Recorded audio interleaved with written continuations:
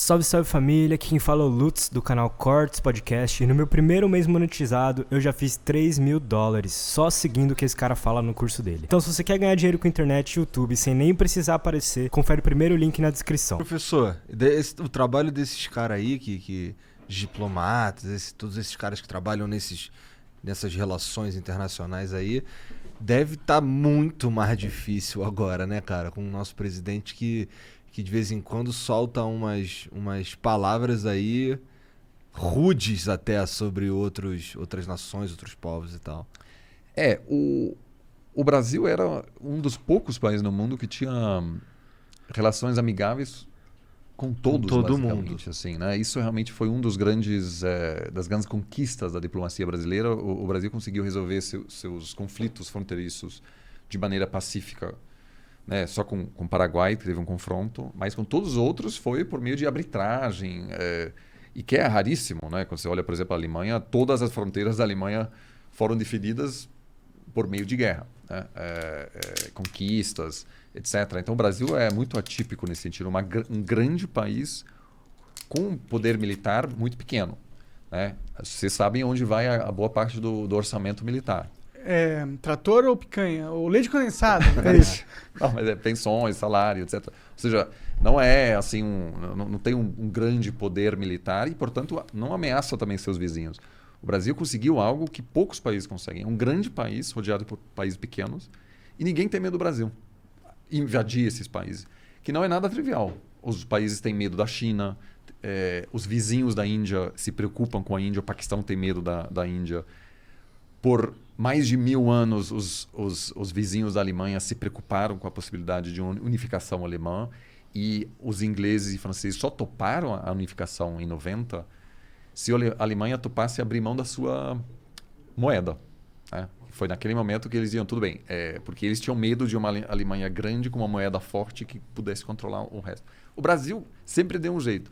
Agora, com Bolsonaro, esse soft power brasileiro, assim, realmente, dessa forma não existe mais, porque... não existe mais, é forte, hein, professor? Eu acho que pode... Não, nesse momento, né, não existe com ele, né? Ele não tem esse poder. Claro, me parece assim que esse governo utilizou a política externa para, muitas vezes, mobilizar grupos internos. Entendeu. Então, por exemplo, atacar o Macron. Para fortalecer a própria base. Então, muitas vezes, eu acho que houve, por exemplo, um confronto, não assim uma ameaça contra a Argentina, mas chamar o candidato à presidência na Argentina que estava vencendo de ladrão, de esquerda, não sei o quê. Do ponto de vista racional, isso não faz muito sentido. Isso faz muito sentido para mobilizar a base no Brasil, que não gosta da Cristina Kirchner. Faz muito sentido ser o candidato, mas não se você é o presidente. Porque agora você tem uma situação complicada com a Argentina, com os Estados Unidos. Com a China.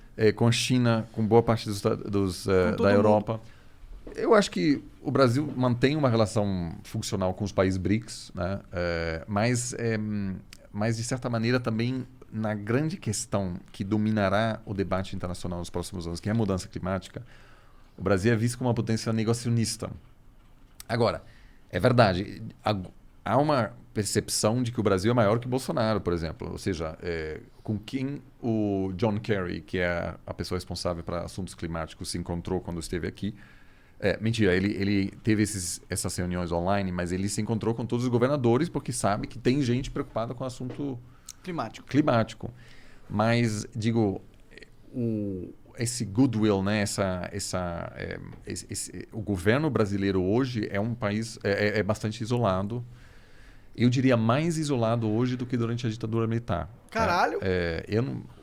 O presidente americano dificilmente receberia hoje o Bolsonaro na Casa Branca e todos os presidentes brasileiros durante a ditadura visitavam Washington. Eu entendo, mas aí quando você fala isso, eu acho que talvez não seja... Não quero defender o Bolsonaro aqui, mas não acho que talvez seja 100% culpa do Bolsonaro e mais culpa do ambiente polarizado que a gente vive hoje das mídias sociais. Tipo, o Bolsonaro, ele viralizou tanto como um cara... o bad guy no mundo todo, nas mídias sociais, que isso impossibilitou o Biden de receber ele. Porque o Biden recebe vários caras da Arábia Saudita que são ditadores, tá ligado? Mas veja, o presidente brasileiro tem à disposição um dos melhores ministérios de relações exteriores do mundo, que é o Itamaraty, que tem mais de 1.500 pessoas altamente treinadas para blindar o país. É um escudo. E durante a ditadura militar, quando havia um debate na Universidade de Oxford sobre abuso de direitos humanos no Brasil, havia sempre um diplomata que dizia, peraí, eu queria dizer uma coisa, não é bem assim, não é bem assim, defendendo, por exemplo, evitando que o Brasil seja voto vencido na ONU, mantendo laços, explicando por que o Brasil continua sendo um aliado importante. Mas o que o Bolsonaro fez? Colocou uma pessoa como chanceler que, em vez de ser escudo, acabou ampliando e radicalizando esse discurso. Então, o Ernesto foi uma pessoa, vamos dizer, mais ligada a teorias de conspiração, etc., que ele muito bem poderia ter colocado em outro ministério, mas colocar uma pessoa, vamos dizer, que consegue baixar a temperatura no Itamaraty, mas isso acabou não acontecendo. Então, o país ficou muito desprotegido durante esse tempo, o que explica um pouco porque hoje nenhum chefe de Estado na Europa, com exceção da Hungria e da Polônia, topariam apertar a mão do Bolsonaro numa relação bilateral. Caralho, que bosta. Porque vira tóxico. Então, Entendeu? Se você quer falar uma coisa não polêmica sobre a RI, vamos supor que você é um candidato a algo na França e você não entende nada de RI e você quer falar algo que é seguro de se falar. Então você fala mal Bolsonaro. Porque ninguém vai dizer, não, mas o Bolsonaro... Então, criou-se um consenso que, obviamente, de certa maneira, eu concordo com você, não é inteiramente justo, mas é culpa, sim, do governo, porque poderia... Era possível tomar medidas, porque, sim, o Macron se encontra com ditadores do Oriente Médio e ninguém... Assim, algumas pessoas criticam, mas... Mas ninguém sabe, nem se liga. Então assim, a comunicação do Bolsonaro é a pior comunicação de um presidente da história da humanidade, eu acho. Eu acho que meio que essa caricatura, né? Essa pessoa tóxica que, enfim, não se importa, que não se importa com o próprio isolamento, isso faz parte da estratégia interna. Isso mobiliza os seus seguidores. Para dizer, olha, a gente não está na mão dos chineses, a gente não está na mão agora dos globalistas que tomaram conta da Casa Branca, que fraudaram a eleição. Ele falou para o assessor do Joe Biden que ele acha que as eleições nos Estados Unidos foram fraudadas. O que ele estava basicamente dizendo, eu acho que você faz parte de um governo ilegítimo. Né? E... Ele não entende a ramificação disso. Eu acho que disso, ele nem se ligou que ele falou isso, né, cara? Mas, digo, pode até dar certo, porque se o Bolsonaro topar, por exemplo, excluir a Huawei da China na hora de construir a rede 5G, o que acho que não vai acontecer, aí sim se poderia até manter uma aliança com os Estados Unidos. Mas o Brasil é tão dependente da China que essa aliança, do ponto de vista americano, não vai dar certo. Então, sobretudo a ala mais esquerda do Partido Democrata odeia o Bolsonaro. E isso, obviamente, tem um impacto também na política interna, porque para um investidor é um país um pouco mais complicado, pode haver boicote de produto brasileiro, até de produto que nada tem a ver com a Amazônia. Né? Então, hoje em dia, CEOs de empresas brasileiras que vendem para mercados europeus não tem mais aquela bandeira brasileira destacando. Todos, Porque 10 anos atrás, você ser uma empresa brasileira era uma vantagem, né, que aumentava a sua visibilidade. Era uma coisa que você queria mostrar. Né? Você colocava bandeira no seu produto. Aí agora tu deixa passar batido. Hoje é um pouco... porque...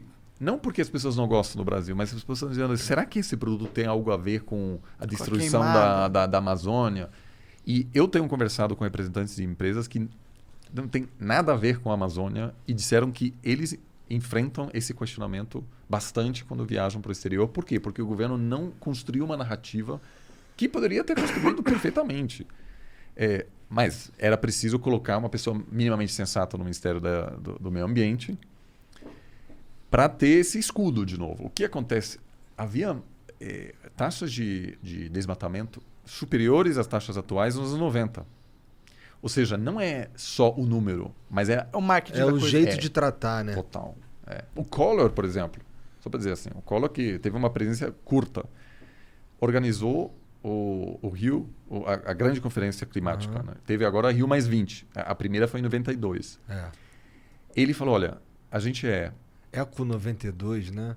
uma democracia jovem, ainda instável. Muitas pessoas associam o atraso com a gente. A gente é visto como um país ainda ditatorial, que está destruindo a floresta. Então, o que ele fez? Ele consultou seus assessores diplomáticos e eles falaram, olha, a gente consegue mudar a imagem do Brasil organizando a maior conferência do mundo, da história, sobre o clima.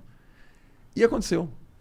E o mundo falou, nossa, o Brasil está tomando dianteira nesse negócio. Reconhece que é um problema, mas se torna líder nesse assunto. E mudou muito a imagem do país. Então, um outro governo, né, poderia ter feito uma grande conferência, dizer, olha, sim, temos um problema, vamos pensar conjuntamente como lidar com essa questão. E aí, entendeu? Então, tem muito a ver com branding, assim, que esse governo fez muito mal. É verdade, a gente conversou com o Fábio Faria e uma das coisas que a gente falou para ele foi que ele tem o pior trabalho do mundo. É o ministro das comunicações Do Bolsonaro. do Bolsonaro, cara.